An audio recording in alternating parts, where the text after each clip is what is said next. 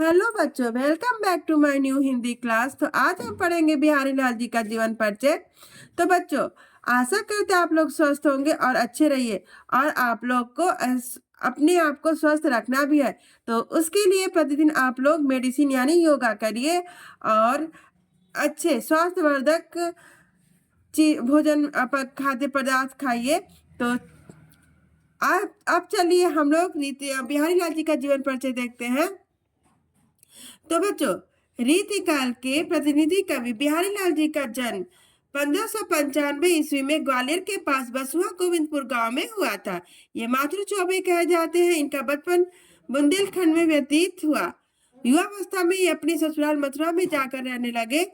और देखो, इतनी छोटे से जीवन परिचय में एक पंक्ति भी इनकी बन गई है। जन्म ग्वालियर जानिए खंड बुंदेले बाल, तरुणाई आई सुगर मथुरा बसे ससुराल।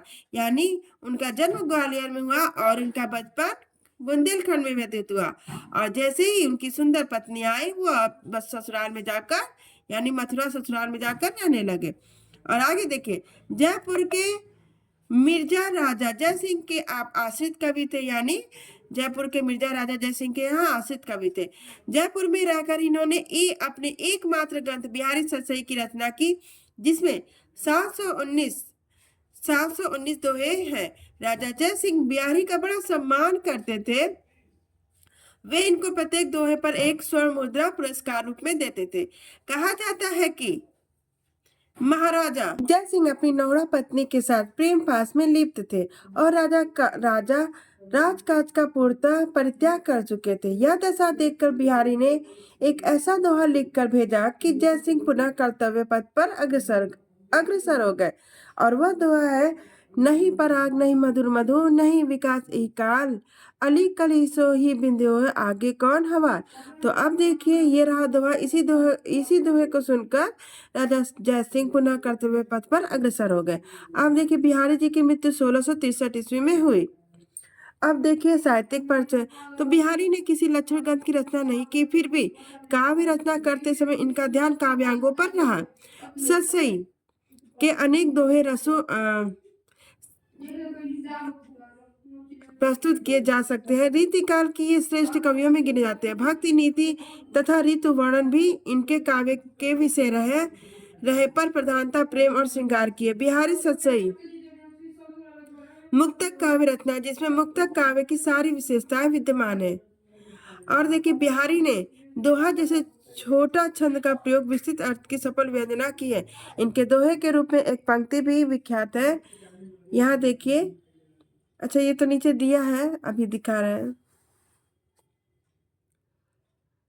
और यहाँ देखिए, बिहारी ने साहित्यिक ब्रज भाषा तथा मुक्तक शैली का प्रयोग किया है। भाषा में शब्द योजना तथा वाक्य रचना की बड़ी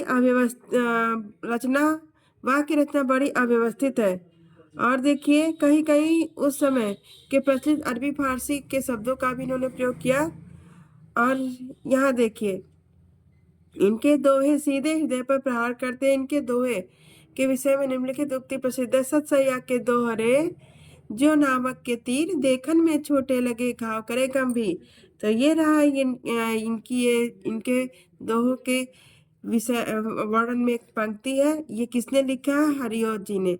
सतसैया के दोहरे जो नामक के तीर, देखन में छोटे लगे घाव करे गंभीर, यह पंक्ति हरिओत जी ने लिखा है। इसे भी याद कर लीजिएगा, हो सके तो बहुविकल्पीय प्रश्न में आ सकता है। और यहाँ पे देखिए,